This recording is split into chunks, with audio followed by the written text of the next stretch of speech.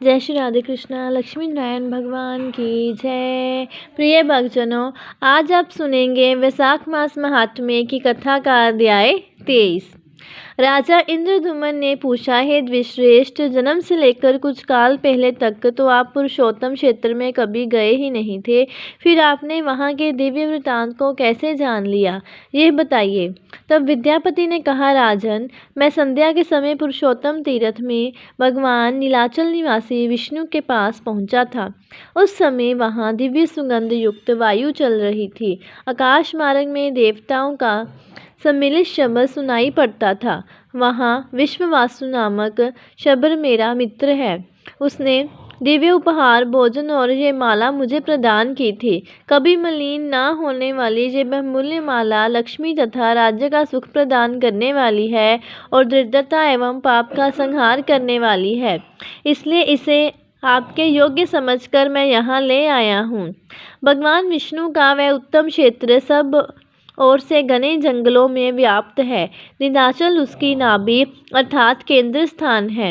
लंबाई और चौड़ाई में वह वर्ग के हिसाब से 5 कोस का बताया गया है। तीर्थराज समुद्र के तट पर उसकी स्थिति है और वह सब ओर से सुवर्णमय है। बालुका द्वारा आवृत है। पर्वत के शिखर पर एक बहुत ऊंचा वटवृक्ष है जो प्रलय काल में भी स्थिर रहता है। उसकी ऊंचाई 1 कोस की है। वह फूल और फल से रहित तथा पल्लवों से सुशोभित है। सूर्यदेव के हटने पर भी उसकी छाया में कोई परिवर्तन नहीं होता। उसके पश्चिम रोहन नाम से प्रसिद्ध कुंड है। वहाँ जल का उद्गम है। उसमें उतरने के लिए नील पत्थरों की सीढ़ी उसकी शोभा बढ़ाती है। कुंड के बाहर चारों दिशाओं में स्फटिक मणि की 4 वेदियां हैं और पाप राशि का संहार करने वाले पवित्र जल से भरा हुआ वह कुंड बड़ा ही मनोरम है। कुंड की पूर्व दिशा में जो वेदी है, उसके मध्य भाग में शंख चक्र गदाधारी इंद्र नीलम मणि में भगवान विष्णु विराजमान है। वह स्थान वट वृक्ष की छाया पड़ने से सदा शीतल बना रहता है। भगवान का वह विग्रह 81 अंगुल ऊंचा है और सुवर्ण में कमल के ऊपर स्थित है। उस श्री विग्रह के मुख चंद्र से तीनों प्रकार के तापों का निवारण होता है। भगवान के दोनों नासिका पुट तिल के फूल के समान शोभा धारण करते हैं और पत्थर की मूर्ति होने पर भी भगवान के अधर पर मुस्कान की छटा रहती है। हंसी से खिले हुए जुगल कपोलों द्वारा थोड़ी बहुत सुंदर दिखाई देती है। मुंह के दोनों कोने ऐसे दिखाई देते हैं मानो और किसी मूर्ति के मुख कोण वैसे कभी बने ही ना हो। हास्य युक्त अधर कपोल, ठोड़ी और मुंह के सुंदर कोने आदि को धारण करने वाले भगवान माधव, विश्वकर्मा आदि शिल्पियों के लिए आदर्श बने हुए हैं। मकर आकार कुंडलों से सुशोभित दोनों कानों के द्वारा भगवान का मुख चंद्र गुरु और शुक्र के मध्य भाग में स्थित पूर्ण चंद्र का उपहास कर रहा है। गले के सुंदर आभूषण से शोभाजनक कंठ प्रदेश के द्वारा भगवान अपना दर्शन करने वाले पुरुषों के मन में दक्षिणावर्त शंख से मुक्तामणि के प्रकट होने की आशंका उत्पन्न करते हैं। उनके कंधे मोटे और चौड़े हैं। घुटने तक की लंबी 4 भुजाएं हैं। वक्ष सतल पर शवस्य एवं निर्मल हार शोभा पा रहा है। दिव्य कौस्तुभ मणि में पड़े हुए प्रतिबिंब के रूप में मानो वह 14 भुवनों को धारण करते हैं। गहरे नाभि रूप सरोवर में प्रविष्ट हुई सूक्ष्म रोम वालियों के कारण भगवान का श्री विग्रह बड़ा मनोहर प्रतीत होता है। गले में लटकता हुआ हार त्रिवली के मध्य भाग का स्पर्श करता है। मोती की माला कमर के पास तक लटकी हुई है। वह पीताम्बर से शोभा पाते हैं। दोनों जांघों 2 खंभों के समान जान पड़ती है, मानो वह मोक्ष के मंगल में धाम में जाने के लिए बाहरी द्वार के आश्चर्य हो। भगवान के दोनों चरण गोलाकार, घुटने पैरों तक लटकती हुई वनमाला तथा रतन में कणों से शोभा पाते हैं। वे हार, कंकन, भुजबंद और मुकुट आदि से विभूषित है और भगवान अपने चारों हाथों में कर्मश, चक्र, पद्म, गदा और शंख रूप में परिणित ज्ञान, अहंकार, ऐश्वर्य और शब्द ब्रह्मा अर्थात वेद राशि को धारण करते हैं।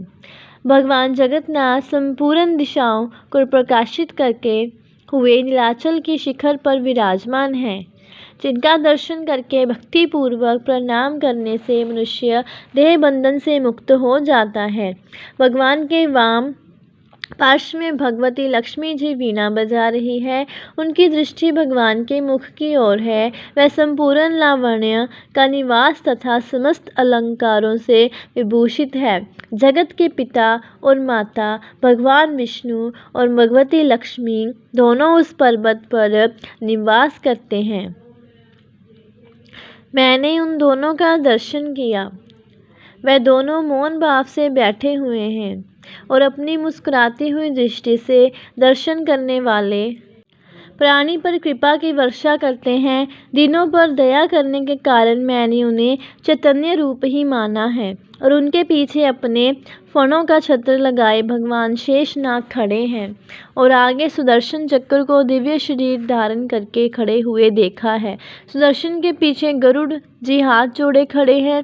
इस प्रकार अद्भुत रूप धारण करते हुए वाले साक्षात लक्ष्मीपति भगवान विष्णु का दर्शन करके मेरा मन बार बार उन्हीं की ओर दौड़ रहा है, मानो कोई इसे रस्सियों में बांधकर अपनी ओर खींच रहा हो। तीर्थ स्थान, तपदान, देव यज्ञ और व्रतों के द्वारा भी कोई वैसे दिव्य रूप में भगवान का दर्शन नहीं कर सकता। जो लोग निर्मल आकाश की भांति प्रतीत होने वाले पुरुषोत्तम तीर्थ निवासी नील विग्रह भगवान विष्णु का ध्यान करते हैं, वह सब प्रकार के बंधनों से रहित होकर भगवान विष्णु के धाम में प्रवेश करते हैं। जिसने नीलाचल नाथ भगवान का दर्शन कर लिया है, वही दानी, वही यज्ञकर्ता, वही सत्यवादी, वही धर्मात्मा तथा वही संपूर्ण गुणों से श्रेष्ठ और समस्त जगत में महान है। राजन, वहाँ जगदीश्वर माधव के जो सेवक हैं, उन्हीं से मैंने भगवान के इस महात्म्य का परिचय प्राप्त किया है। वहाँ आदि सृष्टि की परंपरा से चला आता हुआ प्रातम एवं सुप्रसिद्ध आख्यान सुनकर मैं यहाँ आया हूँ। महाराज, आपकी ही आज्ञा से श्री पुरुषोत्तम का दर्शन करके वहाँ का सब वृत्तांत आपसे निवेदन किया है। अब आपकी जैसी इच्छा हो वैसा करें।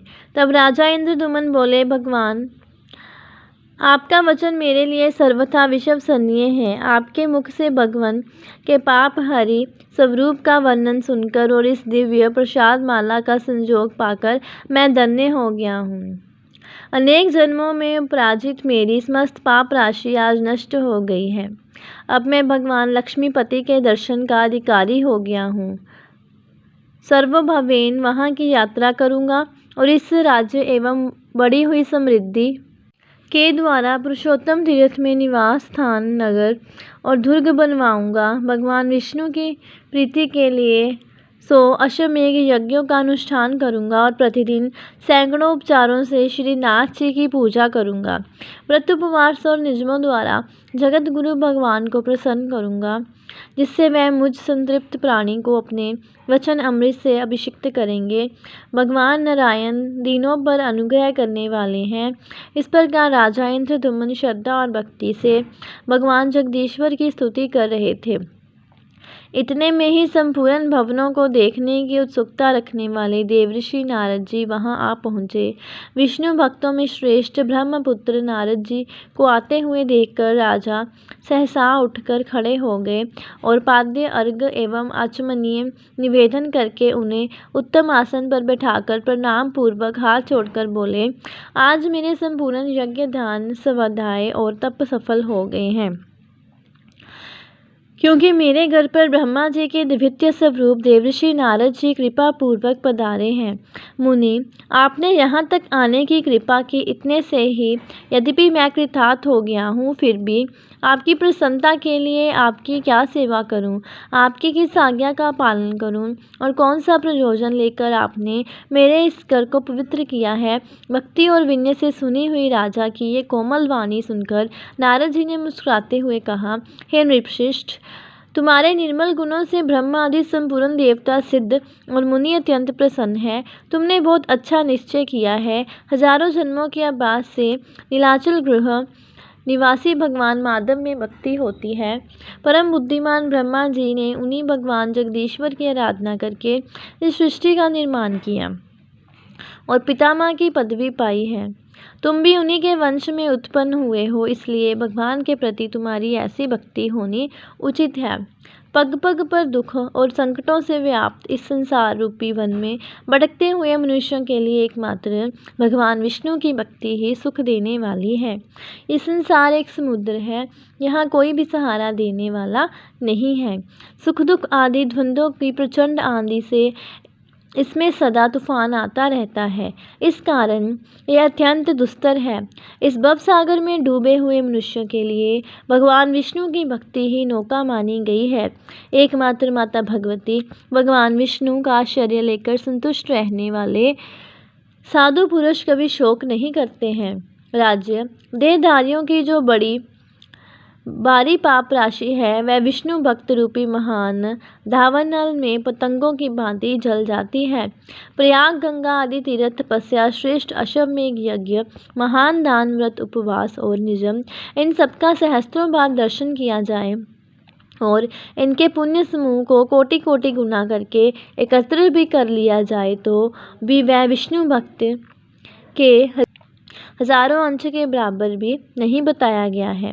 नारद जी ने बताए हुए विष्णु भक्ति महात्म्य को सुनकर राजा इंद्रदमन के मन में विष्णु भक्ति का स्वरूप जानने की इच्छा हुई। इसलिए उन्होंने पूछा, भगवान, भक्ति का क्या स्वरूप होता है? उसके लक्षण का संपूर्ण वर्णन कीजिए। तो ये थी वैशाख मास कथा के 23वें अध्याय की कथा।